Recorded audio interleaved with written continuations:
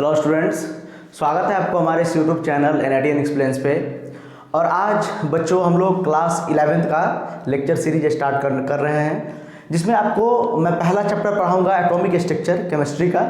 अगर आप किसी भी कम्पिटिटिव एग्जाम का तैयारी कर रहे हैं, जेई का, नीट का, NDA का, तो आपके लिए ये लेक्चर सीरीज बहुत ही इंपॉर्टेंट होने वाला है।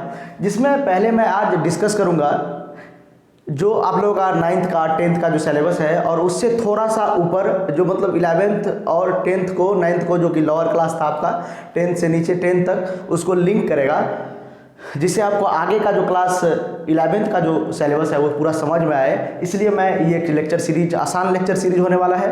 ये इसमें आपको बहुत सारा चीज़ पता भी होगा। इसमें मैं एटम के बारे में डिस्कस करूंगा, उसके बाद हम लोग एटॉमिक स्ट्रक्चर में जाएंगे तो एटम के बारे में डिस्कस करूंगा इसमें। उसके बाद मैं आपको बताऊंगा एलिमेंट क्या होता है, एलिमेंट का बेसिक मीनिंग क्या होता है, एलिमेंट का मतलब क्या होता है, सब कुछ मैं आपको इलेक्ट्रॉन, प्रोटॉन, न्यूट्रॉन के बारे में आपको बेसिक नॉलेज दूंगा इसमें। तो अगर आपको ये सब आता है तो थोड़ा 2x2 स्पीड पे 1.5 पे आप इसको देख सकते हैं, या स्किप करके थोड़ा मोड़ा देख सकते हैं, ठीक है। तो अगर आता है तब भी देखिए, आपको कुछ ना कुछ जरूर नया मिलेगा इस वीडियो में।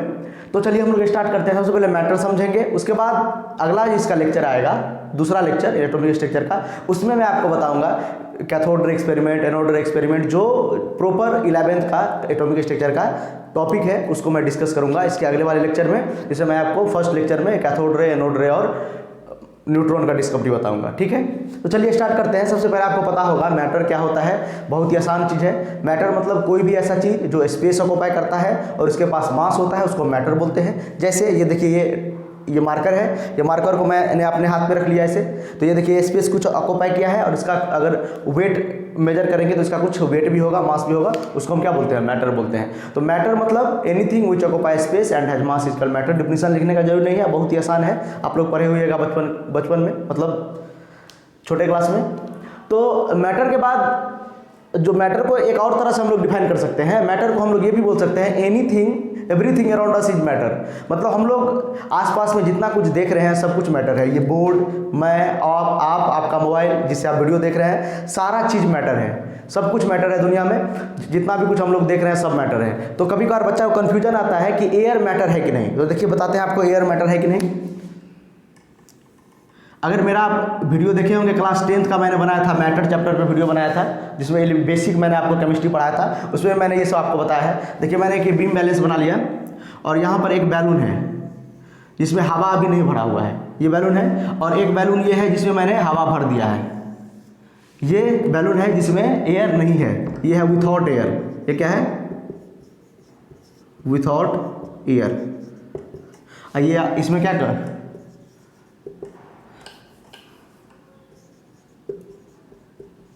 इसमें एयर भरा हुआ है, इसी लिख दिया एयर इनसाइड। इसमें एयर भरा हुआ है, इसमें विथआउट एयर है, ठीक है। तो ये अगर आप देखिए इसको गौर से, इसमें तो एयर नहीं भरा हुआ है, इसमें एयर नहीं है, तो देखिए इसका साइज क्या है, छोटा है। इसका साइज छोटा है, मतलब इसमें जो एयर अगर जाता है इसमें तो स्पेस थोड़ा बड़ा होता। पहले बैलून का साइज क्या होता है, छोटा होता है, जब तक उसमें एयर नहीं भरते हम लोग। उसमें एयर भरने के बाद उसका साइज क्या हो गया, बड़ा हो गया। तो स्पेस ऑक्यूपाई किया कि नहीं। मैटर का दो कंडीशन होता है, कोई भी चीज़ मैटर हो या ना हो, उसका क्या दो कंडीशन है। एक तो स्पेस ऑक्यूपाई करना चाहिए, स्पेस ऑक्यूपाई करना चाहिए, और दूसरा क्या होना चाहिए, उसके पास मास होना चाहिए। मास या वेट, उसी को बोलते हैं वेट होना चाहिए, ठीक है। उसको हम क्या बोलते हैं, मैटर बोलते हैं। तो देखिए पहले इसका, देखिए इसमें हवा नहीं भरा हुआ था, एयर नहीं था इसमें, तो देखिए इसका शेप छोटा है, छोटा सा है। और इसमें अगर एयर भर देंगे तो इसका क्या हो गया, इसका साइज बड़ा हो गया। तो ये स्पेस ऑक्यूपाई किया कि नहीं, तो एक कंडीशन सेटिस्फाई हो गया, ठीक है। अब देखते हैं इसका वेट हुआ कि नहीं। तो अगर आप इसको बीम बैलेंस से मेजर कीजिएगा तो इसका थोड़ा सा नेग्लिजिबल होता है, लेकिन एयर का थोड़ा सा क्या हो जाएगा, इसका जिसमें एयर भरा हुआ है इसमें क्या हो जाएगा, थोड़ा सा वेट इसका ज़्यादा आएगा। तो इसका मतलब इसके पास क्या है, वेट भी है, इसीलिए एयर क्या है, मैटर है। एयर क्या है, मैटर है। समझ में आ गया आप लोगों को। मैटर होने के लिए दो कंडीशन सेटिस्फाई होना चाहिए। एक तो स्पेस होना चाहिए, स्पेस ऑक्यूपाई करना चाहिए, और इसके पास मास होना चाहिए। ये बेसिक सब है, आपको पता होगा, ठीक है। उसके बाद हम लोग आगे चलते हैं। मैटर को हम लोग दो पार्ट में क्लासीफाई करते हैं। मैटर को हम लोग दो पार्ट में क्लासीफाई करते हैं। एक होता है प्योर सब्सटेंस होता है, और एक होता है इम्प्योर सब्सटेंस, ठीक है। मैटर को हम दो पार्ट में क्लासीफाई कर सकते हैं। यह है प्योर, एक होता है प्योर सब्सटेंस, और एक होता है इम्प्योर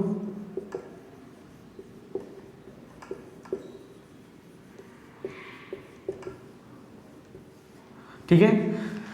मैटर को दो पार्ट में, मैटर का मतलब क्या हुआ, जो anything which occupy space and has mass is called matter.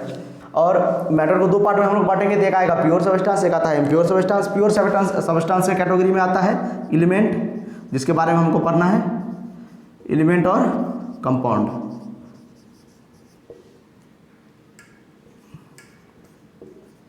Element और कंपाउंड। इम्प्योर सबस्टेंस के कैटेगरी में आता है मिक्सचर, ठीक है। प्योर सबस्टेंस कैटेगरी में आता है एलिमेंट और कंपाउंड, और इम्प्योर सबस्टेंस कैटेगरी में आता है मिक्सचर। ये बेसिक क्लासिफिकेशन है केमिस्ट्री का, सबसे इनिशियल क्लासिफिकेशन है ये।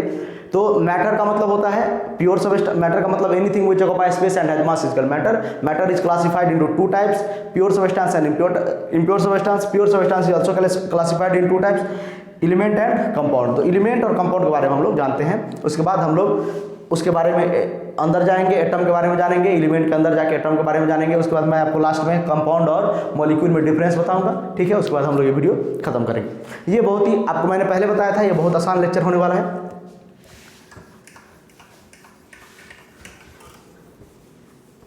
देखिए, हम लोग जानते हैं एलिमेंट क्या होता है, तो आप लोग एलिमेंट के बारे में पढ़े हुए का बेसिक डेफिनेशन। एलिमेंट, एलिमेंट क्या होता है? Element is a pure substance. Element क्या है? प्योर सबस्टेंस कैटेगरी में था।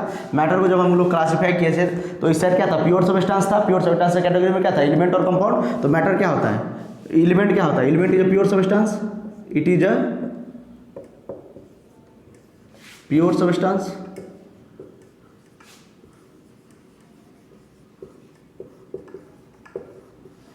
Element is a pure substance.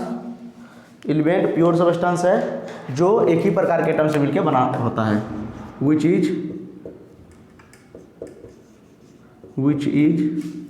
Made up of only one type of atom, only one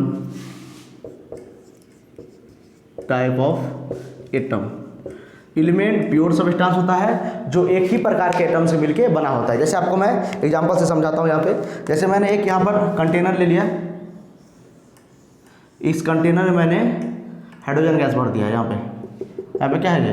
hydrogen gas या कोई gas, nitrogen gas, hydrogen gas. इसमें मैंने जो है हाइड्रोजन गैस भर दिया है।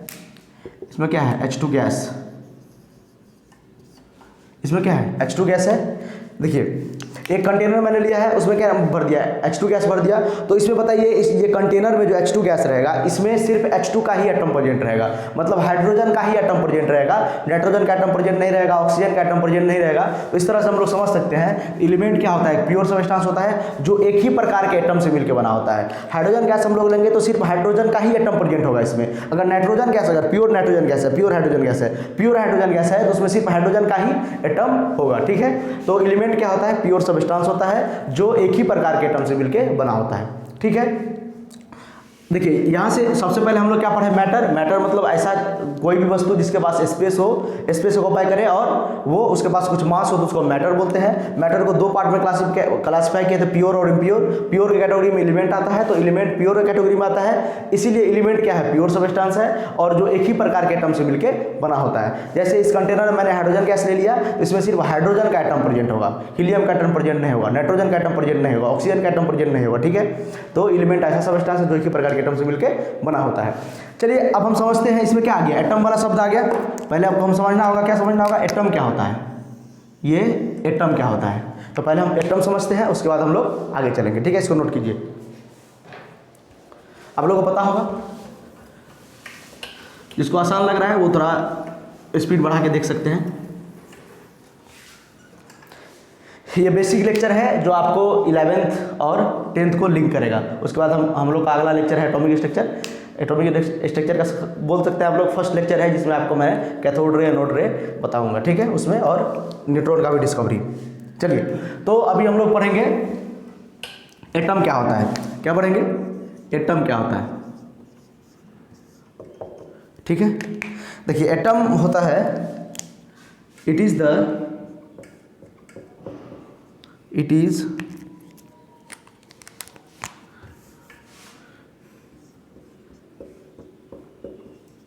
the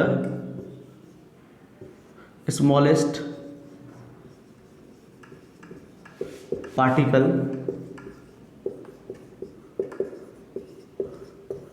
of an element which take part in chemical reaction।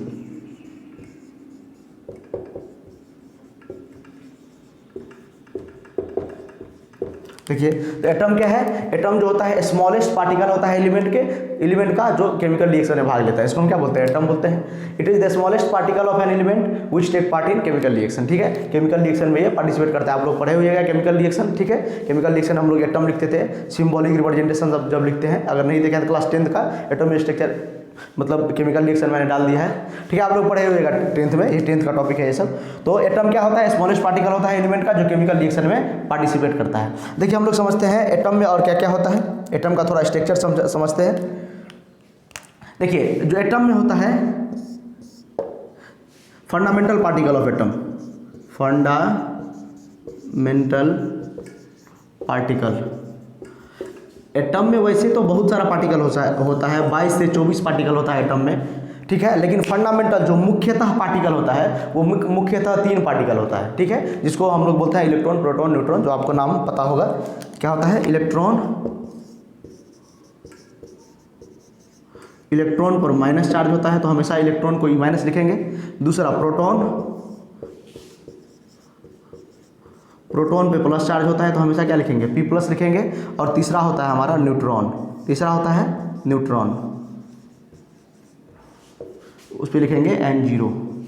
कहने का मतलब अगर हम अब कभी भी हम लिखेंगे तो इलेक्ट्रॉन पर माइनस लिखेंगे, E माइनस, क्योंकि इलेक्ट्रॉन पर माइनस चार्ज होता है, प्रोटॉन पे प्लस चार्ज होता है और न्यूट्रॉन पर 0 चार्ज होता है, न्यूट्रॉन चार्जलेस होता है। तो पहले हम लोगों ने इस चैप्टर में पढ़ा मैटर क्या होता है, उसके बाद हम लोगों ने मैटर को क्लासीफाई किए हैं। मैटर को क्लासीफाई किया तो प्योर और इम्प्योर सब्सटेंस में, प्योर सब्सटेंस कैटेगरी में एलिमेंट था। एलिमेंट को हम लोग पढ़े, एलिमेंट जो होता है प्योर सब्सटेंस होता है जो एक ही प्रकार के एटम से मिलकर बना होता है। और उसके बाद एटम के अंदर में, अब उसके बाद एटम जानना है हमको, तो एटम होता है smallest particle of element, element का सबसे छोटा वो कण। कोई भी अगर एलिमेंट ले लेंगे, सपोज मान लेता है ये एक एलिमेंट है, ये गोल्ड है, सपोज ये गोल्ड ले लेंगे, उसको तोड़ते जाएंगे, जो सबसे छोटा पार्टिकल होगा, उसको हम क्या बोलेंगे, एटम बोलेंगे। उसको तोड़ते तोड़ते बहुत छोटा पार्टिकल में तोड़ देंगे, जो उसका सबसे छोटा पार्टिकल आएगा उसको हम क्या बोलेंगे, एटम बोलेंगे। और एटम में 3 फंडामेंटल पार्टिकल होता है, मुख्यतः 3 पार्टिकल होता है, इलेक्ट्रॉन होता है, प्रोटॉन होता है और न्यूट्रॉन होता है। देखिए मैं आपको स्ट्रक्चर बताता हूँ एटम का।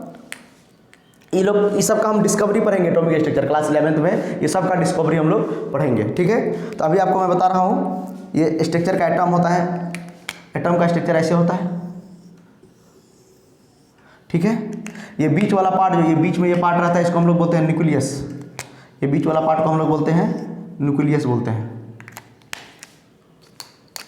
इसको हम लोग बोलते हैं न्यूक्लियस, इसको हम लोग बोलते हैं न्यूक्लियस। और न्यूक्लियस के अंदर में होता है प्रोटॉन और न्यूट्रॉन, इसका भी हम लोग क्या पढ़ेंगे, डिस्कवरी पढ़ेंगे। और इसको बोलते हैं हम लोग सेल, और सेल में इलेक्ट्रॉन रिवॉल्व करता रहता है, इसको हम क्या बोलते हैं, सेल या ऑर्बिट भी बोलते हैं, या एनर्जी लेवल भी बोलते हैं, एनर्जी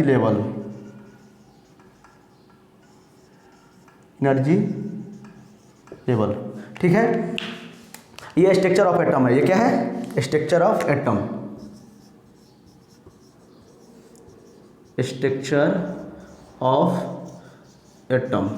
ये एटम का क्या है, स्ट्रक्चर है। एटम के स्ट्रक्चर में क्या होता है, 2 पार्ट सबसे पहले याद रखेंगे। एक पार्ट होता है न्यूक्लियस, जो मिडिल वाला पार्ट होता है वो न्यूक्लियस होता है। और ये क्या होता है, ये जिसमें इलेक्ट्रॉन रिवॉल्व करता है उसको हम सेल बोलते हैं। सेल में इलेक्ट्रॉन रहता है, रिवॉल्व करता है न्यूक्लियस के चारों ओर, और प्रोटॉन और न्यूट्रॉन न्यूक्लियस के अंदर होता है। न्यूक्लियस के अंदर क्या होता है, प्रोटॉन, न्यूट्रॉन और इलेक्ट्रॉन रिवॉल्व करता है न्यूक्लियस के अराउंड, ठीक है। तो आप याद रखिएगा एटम का मतलब होता है smallest particle of an element जो केमिकल रिएक्शन में पार्टिसिपेट करता है। फंडामेंटल पार्टिकल होता है इलेक्ट्रॉन, प्रोटॉन, न्यूट्रॉन। और प्रोटॉन और न्यूट्रॉन जो होता है न्यूक्लियस में होता है, और इलेक्ट्रॉन चारों ओर इसका क्या करता है, रिवॉल्व करता है, ठीक है। दिख रहा है आपको नीचे तक, नोट कीजिए, दिख रहा है तो।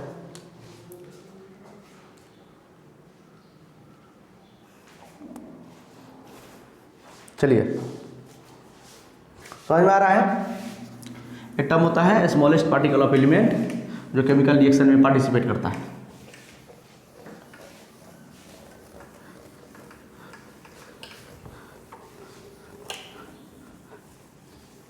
देखिए मैं एक बार फिर से बता देता हूँ structure of atom. 3 fundamental particle होता है स्ट्रक्चर ऑफ एटम।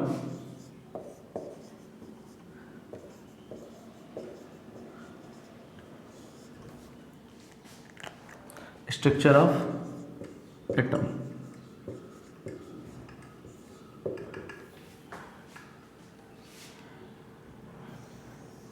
ये न्यूक्लियस होता है, न्यूक्लियस में होता है प्रोटॉन और न्यूट्रॉन। प्रोटॉन पे प्लस चार्ज और न्यूट्रॉन पे माइनस चार्ज। इलेक्ट्रॉन क्या करता है, रिवॉल्व करता है यहाँ पे, ठीक है। सेल में इलेक्ट्रॉन रिवॉल्व करता है, इसको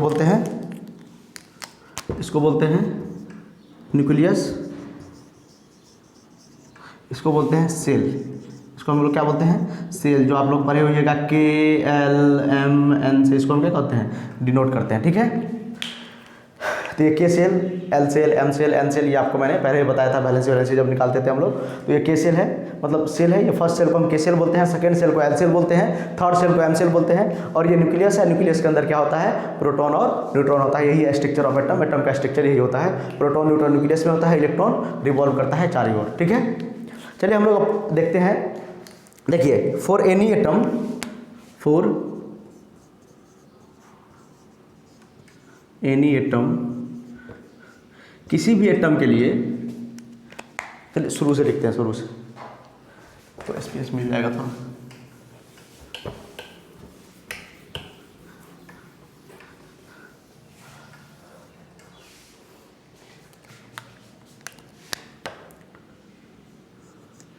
फॉर एनी एटम, वो किसी भी एलिमेंट का एटम हो, उसमें क्या होता है, number of electron. Number of electron को मैं ई माइनस से लिख रहा हूँ, बराबर इलेक्ट्रॉन को, और उसमें नंबर ऑफ प्रोटॉन क्या होता है, नंबर ऑफ प्रोटॉन बराबर होता है। किसी भी एलिमेंट में जो है, किसी भी एटम में जो है, नंबर ऑफ इलेक्ट्रॉन और नंबर ऑफ प्रोटॉन बराबर होता है। किसी भी एनी एटम, न्यूट्रल एटम लिख सकते हैं, किसी भी न्यूट्रल एटम के लिए एटम कैसा होना चाहिए, न्यूट्रल होना चाहिए, मतलब उस पर कोई भी चार्ज नहीं होना चाहिए। किसी भी न्यूट्रल एटम के लिए number of electron, number of proton बराबर होता है, और वो बराबर होता है एटॉमिक नंबर के। किसके बराबर होता है, एटॉमिक नंबर के। किसी भी एटम के लिए number of electron, number of proton बराबर होता है, और वो बराबर होता है एटॉमिक नंबर के। किसी भी एटम के लिए number of electron, number of proton बराबर होता है, और वो बराबर होता है एटॉमिक नंबर के। चलिए देखते हैं। एटॉमिक नंबर मतलब जितने नंबर पे वो एलिमेंट लाइक कर रहा है। जैसे आपका क्लास में कुछ रोल नंबर होगा, तो वो रोल नंबर क्या है, वो आपका बोल सकते हैं, मतलब एलिमेंट का जो रोल नंबर होता है ना, वो एटॉमिक नंबर होता है, ठीक है। उसको हम लोग बोलते हैं एटॉमिक नंबर। जैसे मतलब किसी, सपोज एक क्लास के स्टूडेंट, सपोज क्लास 10th का स्टूडेंट है, उसको हम लोग एक रो में, मतलब एक लाइन में उसको खड़ा करेंगे, ठीक है। तो अब हमने कंडीशन दे दिया है कि रोल नंबर वाइज उसको खड़ा करना है। तो जिसका रोल नंबर 1 होगा वो फर्स्ट नंबर में जाएगा, जिसका रोल नंबर 2 होगा वो सेकंड नंबर में, जिसका 10 होगा वो 10th पोजीशन पे जाएगा, ठीक है। तो इसी तरह एटम का क्या है, ये एटॉमिक नंबर जो होता है, वो एटॉमिक नंबर प्रोटॉन को देख के दिया जाता है वैसे, ठीक है। तो एटॉमिक नंबर जो है, एटॉमिक नंबर उसका रोल नंबर बताता है। जैसे जिसका एटॉमिक नंबर 1 है वो 1 नंबर में है पीरियोडिक टेबल में, जिसका एटॉमिक नंबर 2 है वो 2 नंबर में है। एक नंबर में कौन है, हाइड्रोजन है, ठीक है। हाइड्रोजन का रोल नंबर 1 है बोल सकते हैं आप लोग। तो एटॉमिक नंबर मतलब क्या होता है कि रोल नंबर बोल सकते हैं, वो पोजीशन बताता है एटॉमिक नंबर, जो कितने नंबर में कोई भी एलिमेंट लाइक करता है। तो आपको एटॉमिक नंबर के साथ जो है एलिमेंट का नाम याद रखना जरूरी है, ठीक है। कम से कम आप लोग को 30 एलिमेंट का नाम अभी तक याद रखिए। बाद में आप लोग को अगर पीरियोडिक टेबल जिस टाइम पढ़ाएंगे, तो पीरियोडिक टेबल में क्लास 11th का सब एलिमेंट का नाम आपको याद करने का ट्रिक बता देंगे, ठीक है। तो देखिए, तो किसी भी एलिमेंट के लिए एक एग्जाम्पल लेते हैं, सोडियम। बताइए सोडियम का सिंबल क्या होता है, सबको पता होगा। सोडियम का सिंबल होता है Na। उसमें नंबर ऑफ इलेक्ट्रॉन क्या हो जाएगा, तो एटॉमिक नंबर क्या होगा, एटॉमिक नंबर मतलब कितने नंबर में सोडियम लाइक कर रहा है। सोडियम का एटॉमिक नंबर क्या होगा, 11 होगा, क्योंकि 11 नंबर में लाइक करता है। तो नंबर ऑफ इलेक्ट्रॉन कितना हो जाएगा, उसमें कितना इलेक्ट्रॉन होगा प्रेजेंट, क्योंकि आपको पता है फंडामेंटल पार्टिकल होता है इलेक्ट्रॉन, प्रोटॉन और न्यूट्रॉन। तो कितना इलेक्ट्रॉन उसमें प्रेजेंट होगा, तो जितना एटॉमिक नंबर होता है उतना ही इलेक्ट्रॉन होता है, उतना ही प्रोटॉन होता है। तो इसका एटॉमिक नंबर कितना है 11, तो इसमें 11 इलेक्ट्रॉन होगा और 11 प्रोटॉन होगा।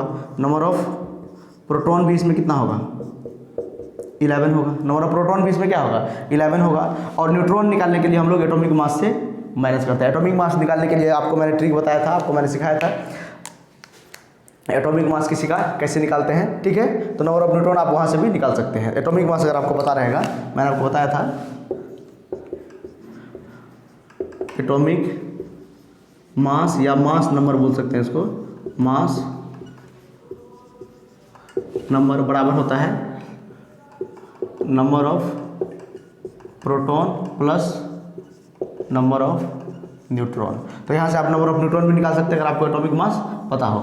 एटॉमिक मास निकालने का मैंने ट्रिक बताया था, ठीक है। मैंने आपको बताया है, बेसिक लेक्चर में बताया है क्लास 10th में कि एटॉमिक मास कैसे निकालते हैं, वो डिफरेंट ट्रिक से मैंने बताया है। और मेरा शॉर्ट वीडियो भी आपको मिल जाएगा चैनल पे, जिससे आप एटॉमिक मास निकाल सकते हैं। 1 मिनट का है, 1 मिनट में आप एटॉमिक मास निकालना सीख जाइएगा, ठीक है। तो एटॉमिक मास अगर आपको पता रहेगा तो नंबर ऑफ प्रोटॉन और नंबर ऑफ न्यूट्रॉन भी आप निकाल सकते हैं। एक मैं एग्जाम्पल लेके बताता हूँ।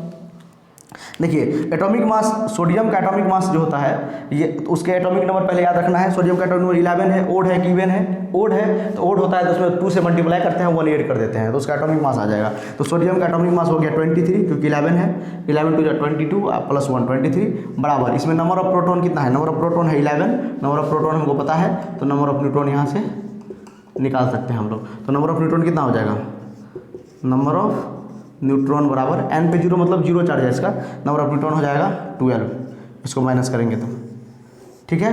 इस तरह से हम लोग नंबर ऑफ न्यूट्रॉन निकाल सकते हैं। तो आपको अभी तक मैंने बताया एटम के बारे में। एटम में 3 फंडामेंटल पार्टिकल होता है, इलेक्ट्रॉन, प्रोटॉन और न्यूट्रॉन। और एटम का अगर आप स्ट्रक्चर देखिएगा तो न्यूक्लियस में प्रोटॉन और न्यूट्रॉन होता है, और उसके अगल बगल चारों ओर क्या होता है, रिवॉल्व करता है, इलेक्ट्रॉन रिवॉल्व करता है। जैसे आप लोग मान सकते हैं न्यूक्लियस, जैसे हम लोग सोलार सिस्टम अपना मानिएगा तो सन जो है सोलार सिस्टम का न्यूक्लियस है। सन क्या है, उसको फादर ऑफ सोलार सिस्टम भी बोलते हैं, और उसको उसके चारों ओर जितना भी प्लानेट है रिवॉल्व करता है। उसी तरह एटम जो होता है, एटम के न्यूक्लियस में जो होता है प्रोटॉन और न्यूट्रॉन होता है, पॉजिटिव चार्ज होता है, प्रोटॉन पॉजिटिव चार्ज है, और उसके चारों ओर क्या होता है, इलेक्ट्रॉन रिवॉल्व करता है, ठीक है। और किसी भी एटम में 3 fundamental particle, electron, proton, neutron को कैसे निकालेंगे, तो नंबर ऑफ इलेक्ट्रॉन बराबर नंबर ऑफ प्रोटॉन होता है, वही एटॉमिक नंबर होता है। और सोडियम के लिए इसका सिंबल Na, एटॉमिक नंबर ये होता है, नंबर ऑफ इलेक्ट्रॉन ये होता है, नंबर ऑफ प्रोटॉन ये होता है। और एटॉमिक मास भी आप लोग लिख सकते हैं, एटॉमिक मास भी लिख सकते हैं। एटॉमिक मास कितना हो जाएगा इसका, 23, ठीक है। तो इतना आप लोग इन्फॉर्मेशन किसी एक एलिमेंट के बारे में लिख सकते हैं। जल्दी से नोट कीजिए, उसके बाद आगे बढ़ते हैं। थोड़ा कुछ और बता देते हैं जो आपको हेल्प होगा एटॉमिक स्ट्रक्चर समझने में। चलिए,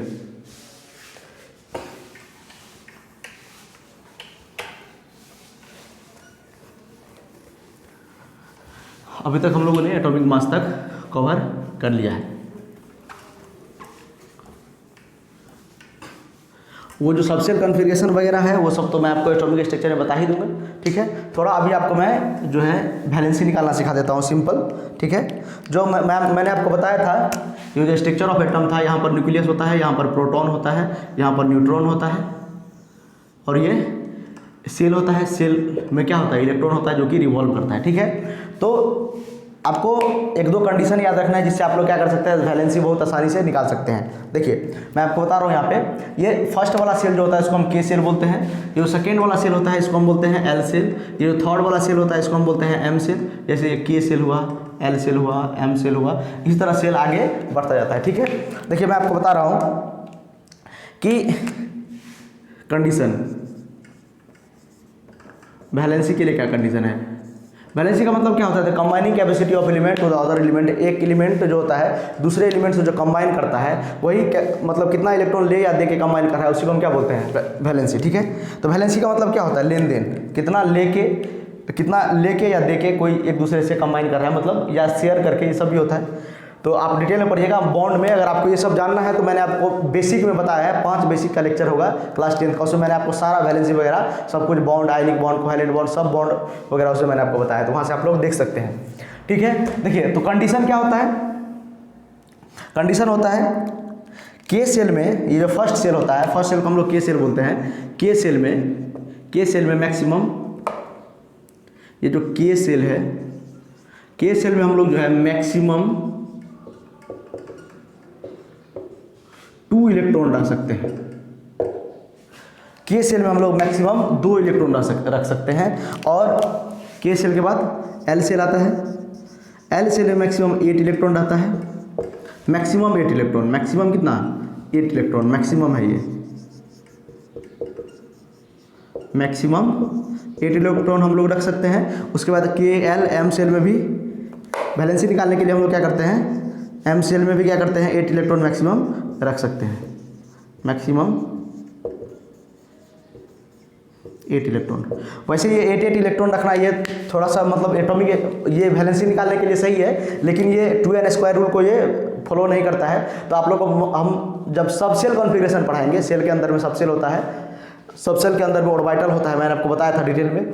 तो अभी आपको मैं वैलेंसी निकालने के लिए सिखा रहा हूँ। तो K सेल में 2 इलेक्ट्रॉन होता है, L सेल में 8 इलेक्ट्रॉन होता है, M सेल में भी 8 इलेक्ट्रॉन होता है। अगर ये आप याद अब और जितना भी आगे सेल होगा सब में 8 इलेक्ट्रॉन अगर आप भरिएगा, तो उस तरह से हम लोग वैलेंसी निकाल सकते हैं। और ये 2n स्क्वायर रूल को फॉलो करेगा। जब हम लोग सब सेल कॉन्फ़िगरेशन पढ़ेंगे तो इसका ओरिजिनल कॉन्फ़िगरेशन वो होता है, ठीक है। अभी हम लोग सिर्फ वैलेंसी निकालने के लिए सीख रहे हैं। तो चलिए मैं आपको किसी भी एलिमेंट का वैलेंसी निकाल के बताता हूँ। पहले देखिए यहाँ पे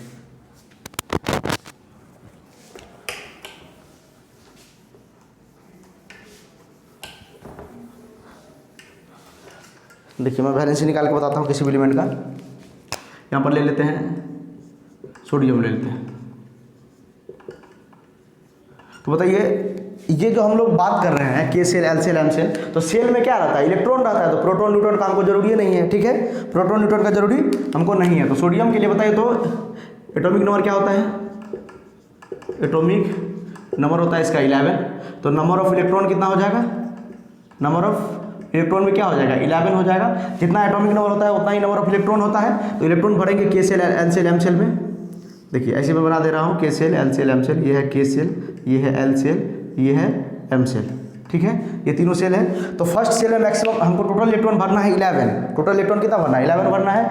फर्स्ट सेल में मैक्सिमम कितना इलेक्ट्रॉन रह सकता है, 2 इलेक्ट्रॉन रह सकता है। तो भर देते हैं 2 इलेक्ट्रॉन, 2 है हमारे पास, ठीक है। उसके बाद कितना बच गया, 9 इलेक्ट्रॉन बच गया। तो L सेल में मैक्सिमम कितना भर सकते हैं, L सेल में मैक्सिमम 8 इलेक्ट्रॉन भर सकते हैं। तो भर दीजिए 8 इलेक्ट्रॉन। और M सेल में मैक्सिमम कितना भर सकते हैं, L सेल में मैक्सिमम भर सकते हैं फिर 8 इलेक्ट्रॉन। लेकिन हमारे पास 8 है नहीं है 8, हमारे पास सिर्फ 1 इलेक्ट्रॉन बचा है। 8 और 2 इलेक्ट्रॉन फर्स्ट सेल में भर दिए और L सेल में 8 इलेक्ट्रॉन भर दिए।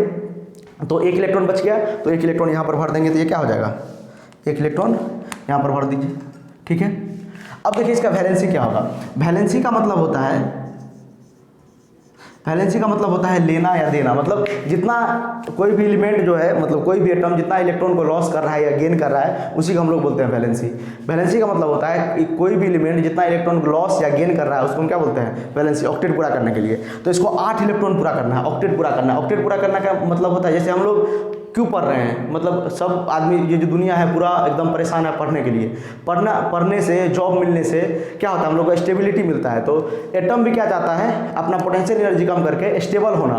तो स्टेबल कब हो पाएगा ये, जब इसके लास्ट सेल में 8 इलेक्ट्रॉन होगा। एटम तभी स्टेबल हो पाता है जब उसके लास्ट सेल में 8 इलेक्ट्रॉन होता है। इसको 8 इलेक्ट्रॉन पूरा करने के लिए अपने लास्ट सेल में, या तो इसमें कोई इसका लास्ट सेल M सेल है, इसका लास्ट सेल क्या है, M सेल है, तो इसमें कोई 7 इलेक्ट्रॉन दे दे, या ये 1 इलेक्ट्रॉन किसी को दे दे। इसके पास 2 कंडीशन है, देखिए, या तो 7 इलेक्ट्रॉन इसको कोई दे दे, या तो 1 इलेक्ट्रॉन ये किसी को दे दे, ये 1 इलेक्ट्रॉन किसी को दे देगा, और या तो 7 इलेक्ट्रॉन इसको कोई दे देगा, 7 इलेक्ट्रॉन कोई दे देगा इसको।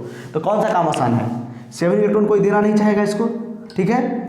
इससे अच्छा ये क्या करेगा, सोडियम क्या करेगा, अपना 1 इलेक्ट्रॉन किसी को दे देगा, किसी ज़रूरतमंद को ये अपना 1 इलेक्ट्रॉन दे देगा। तो जितना इलेक्ट्रॉन देता है कोई भी एटम या लेता है उसी को हम क्या बोलते हैं, वैलेंसी बोलते हैं। उसी क्या बोलते हैं, वैलेंसी। तो इसका वैलेंसी कितना हो जाएगा 1, क्योंकि ये अपना 1 इलेक्ट्रॉन दे देगा। उसके बाद इसका लास्ट सेल ये हो जाएगा, और इसके लास्ट सेल में 8 इलेक्ट्रॉन है जो कि इसका ऑक्टेट कंप्लीट है, इसलिए ये क्या हो जाएगा, स्टेबल हो जाएगा, ठीक है।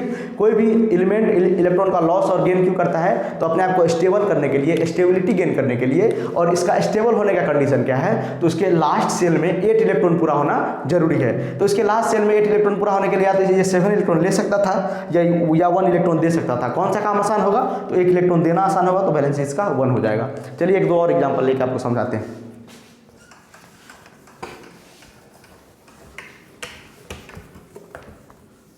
देखिए हम लोग लेते हैं फॉस्फोरस। एक और एग्जांपल लेते हैं, फॉस्फोरस।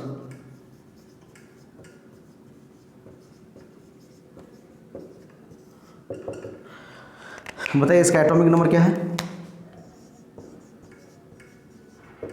इसका एटॉमिक नंबर होता है 15। तो इसमें नंबर ऑफ इलेक्ट्रॉन कितना हो जाएगा, नंबर ऑफ इलेक्ट्रॉन भी कितना हो जाएगा 15 हो जाएगा।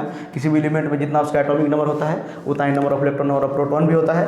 तो बढ़ते हैं K11 सेल में। कितना भी सेल आप बना सकते हैं जितना जरूरी होगा आपको KLM, ठीक है। फर्स्ट सेल में मैक्सिमम कितना इलेक्ट्रॉन भर सकते हैं 2 इलेक्ट्रॉन, ठीक है। सेकेंड सेल में मैक्सिमम 8 इलेक्ट्रॉन, अब बच गया कितना 8 और 2 10 हो गया, 5 इलेक्ट्रॉन बच गया। थर्ड में भी मैक्सिमम 8 भर सकते हैं। अरे किसी भी सेल में अगर 8 इलेक्ट्रॉन मैक्सिमम भर सकते हैं तो 5 तो भर ही सकते हैं, 2 तो भरिए, मतलब 8 से कम तो भर ही सकते हैं उसमें, ठीक है। सपोज आप कहीं पर रूम लेने गए हैं तो आपको वो रूम ऑनर बोल रहा है कि मैक्सिमम इस रूम में 8 आदमी रह सकता है, 8 आदमी इसमें मैक्सिमम रह सकता है। तो 2 आदमी तो रह ही सकता है, 3 आदमी तो रह ही सकता है, 7 आदमी तो रह ही सकता है। 8 से ज़्यादा नहीं रह पाएगा, लेकिन 8 से कम तो रह ही सकता है। तो मैक्सिमम का मतलब क्या हुआ, 8 से ज़्यादा एक्सटेंड नहीं करेगा, 8 से कम तो कितना भी रह सकता है। तो यहाँ पर 2 इलेक्ट्रॉन मैक्सिमम, 8 इलेक्ट्रॉन मैक्सिमम भर दिया मैंने। यहाँ पर 8 इलेक्ट्रॉन मैक्सिमम मैं भर सकता था, लेकिन उससे कम तो भर ही सकता हूँ, 9 नहीं भर सकता हूँ, लेकिन 7 इलेक्ट्रॉन 6 इलेक्ट्रॉन तो भर ही सकता हूँ। तो यहाँ पर कितना इलेक्ट्रॉन बच गया है, 8 2 10 हुआ और 5 इलेक्ट्रॉन बच गया। तो लास्ट सेल में कितना आ गया 5 इलेक्ट्रॉन। अब बताइए इसका वैलेंसी क्या होगा। तो वैलेंसी गेन करने के लिए क्या होता है, वैलेंसी क्या होता है, कितना इलेक्ट्रॉन लिया और दिया उसको क्या बोलते हैं वैलेंसी। जितना लेगा इलेक्ट्रॉन अपना ऑक्टेट पूरा करने के लिए, जितना देगा इलेक्ट्रॉन कोई भी एटम, उसी को क्या बोलते हैं वैलेंसी। सोडियम के केस में क्या था, उसको 1 इलेक्ट्रॉन देना पड़ा था, उसका वैलेंसी कितना हो गया 1। तो इसी तरह अगर इसमें आप लोग देखिएगा तो इसका वैलेंसी कितना हो जाएगा। देखिए तो इसको ऑक्टेट पूरा करना है, तो ऑक्टेट पूरा करने के लिए इसके पास 2 कंडीशन है। क्या 2 कंडीशन है, या तो इसको 3 इलेक्ट्रॉन कोई दे दे तो ये सेल में इसको क्या हो जाएगा 8 इलेक्ट्रॉन हो जाएगा, या तो इसको कोई 3 इलेक्ट्रॉन दे दे, 3 इलेक्ट्रॉन।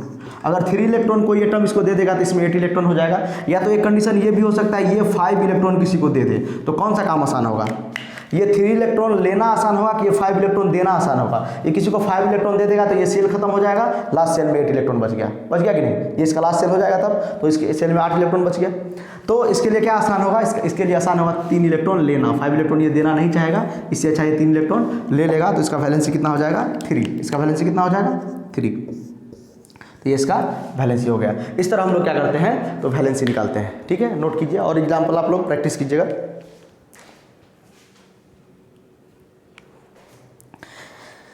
चलिए मैं एक और एग्जांपल बता देता हूँ, यहाँ पे साइड में जीरो वैलेंसी, जैसे नियोन का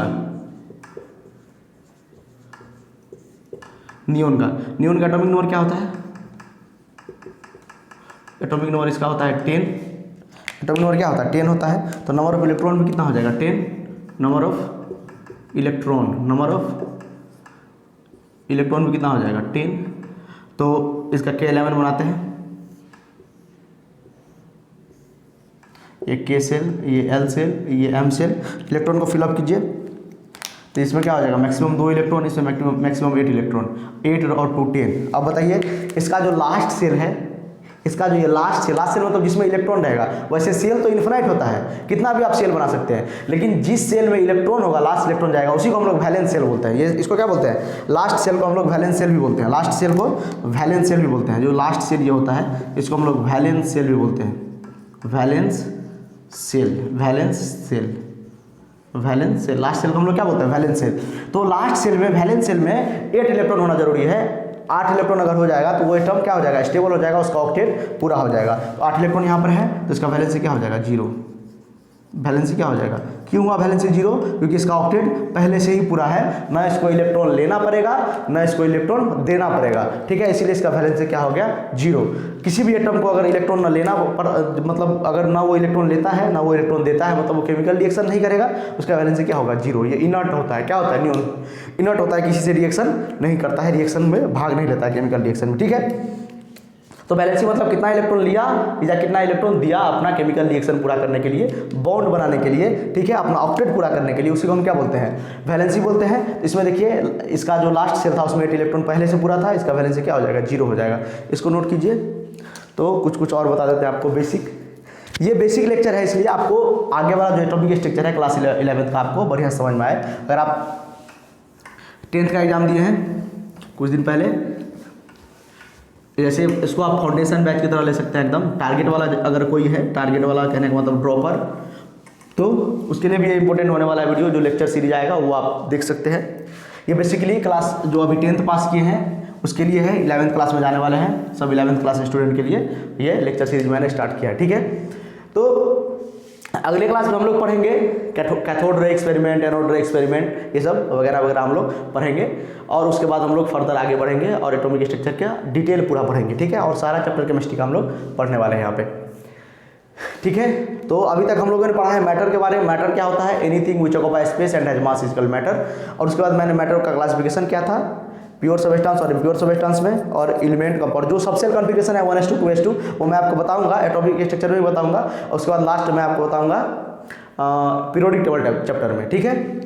तो अभी हम लोग पढ़ लेते हैं कंपाउंड क्या होता है। कंपाउंड मतलब होता है, देखिए थोड़ा कंपाउंड और मॉलिक्यूल पढ़ के उसके बाद खत्म करेंगे इसके लेक्चर को।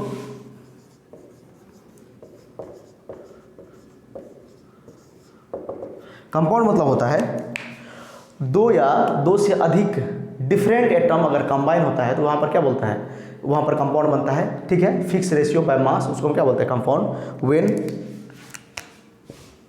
When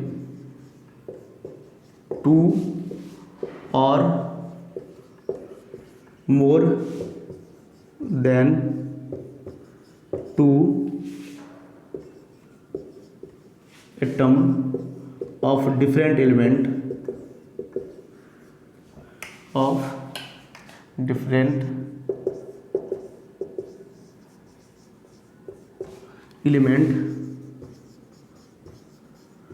combine when two or more than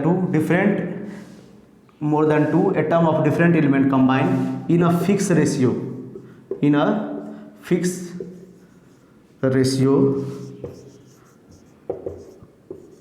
by weight, ठीक है। इसको हम क्या बोलते हैं, उसको हम कंपाउंड बोलते हैं। कंपाउंड मतलब जब दो या दो से अधिक डिफरेंट एटम, मतलब कहने का मतलब एटम जो होगा डिफरेंट एलिमेंट का एटम अगर कंबाइन करेगा तो उसको हम क्या बोलते हैं, फिक्स रेशियो, वेट के अनुसार अगर फिक्स रेशियो में कंबाइन होगा। इसको हम पढ़ाएंगे आपको लॉ ऑफ कांस्टेंट प्रोपोर्शन में भी आपको पढ़ाएंगे, जब एक मतलब केमिस्ट्री का जो फर्स्ट चैप्टर होता है। पहले एटॉमिक स्ट्रक्चर से शुरुआत करेंगे जो आपको थोड़ा इजी रहेगा, उसके बाद हम लोग फर्स्ट जो उसका मतलब स्टोइचियोमेट्री फर्स्ट है वो पढ़ेंगे, उसके बाद हम लोग आगे बढ़ेंगे।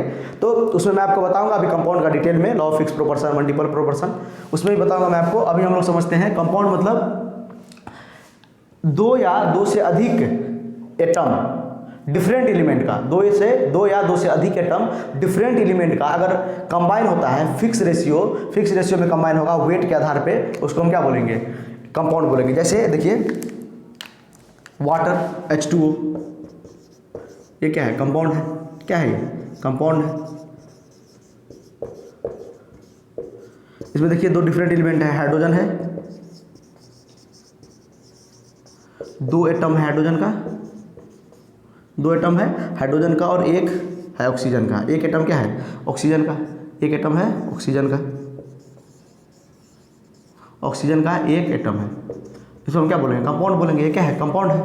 कंपाउंड मतलब दो या दो से अधिक एटम अगर कंबाइन करता है डिफरेंट एलिमेंट का फिक्स रेशियो बाय वेट, उसको हम क्या बोलते हैं, कंपाउंड बोलते हैं, ठीक है। तो कंपाउंड जैसे देखिए एग्जांपल आप लोग कितना पढ़े होगा, CaCO3 एग्जांपल में ये क्या है, देखिए कैल्शियम, कार्बन, ऑक्सीजन, तीन एटम ऑक्सीजन का, एक कार्बन का और एक कैल्शियम का एटम अगर मिलके बनेगा तो ये क्या हो जाएगा, ये कैल्शियम कार्बोनेट, ये कंपाउंड बनेगा, ठीक है। जैसे देखिए H2SO4 sulphuric acid, H2SO4 NaOH sodium hydroxide, ये सब क्या है, ये सब कंपाउंड है। ये सब क्या है, कंपाउंड है। तो कंपाउंड का मतलब होता है इसमें जरूरी है डिफरेंट एटम होना चाहिए, डिफरेंट एटम नहीं होगा तो वो कंपाउंड नहीं होगा, वो मॉलिक्यूल हो जाएगा, ठीक है। ये कंपाउंड के बारे में थोड़ा सा मैं मॉलिक्यूल के बारे में भी आपको बता देता हूँ। मॉलिक्यूल का कंडीशन क्या है, या तो डिफरेंट एटम या सेम एटम, कुछ भी होगा। तो आप देखिए कंपाउंड को भी आप मॉलिक्यूल बोल सकते हैं। अभी मैं आपको एग्जांपल से बता रहा हूँ, molecule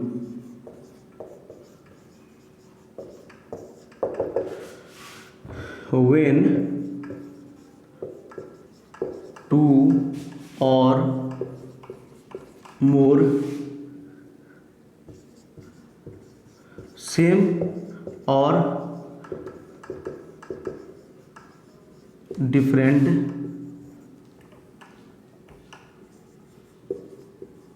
atom of when two or more same or different atom of any element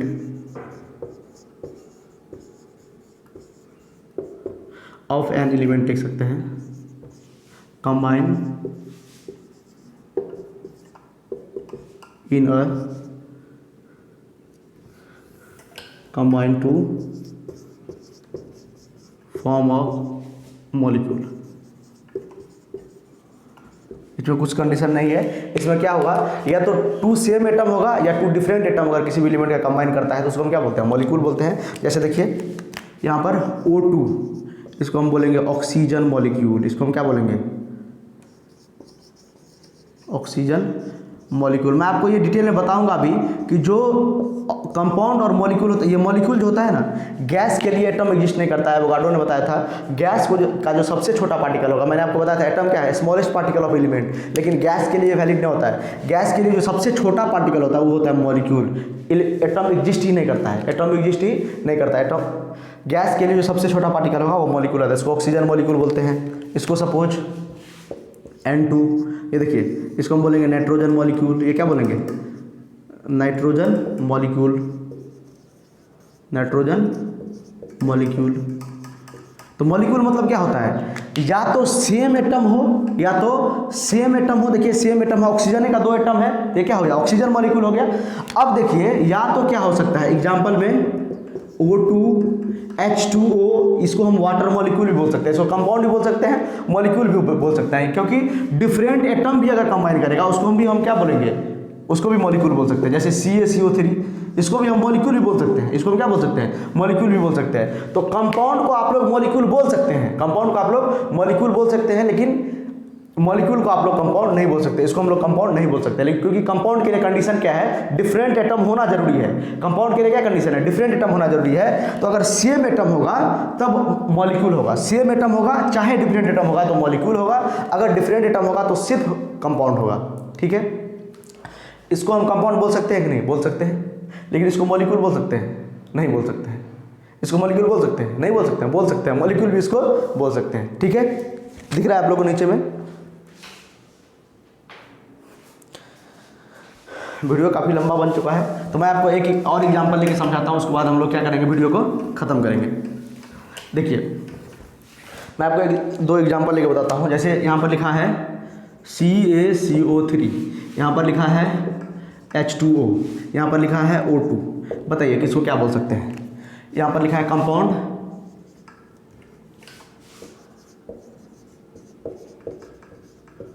molecule.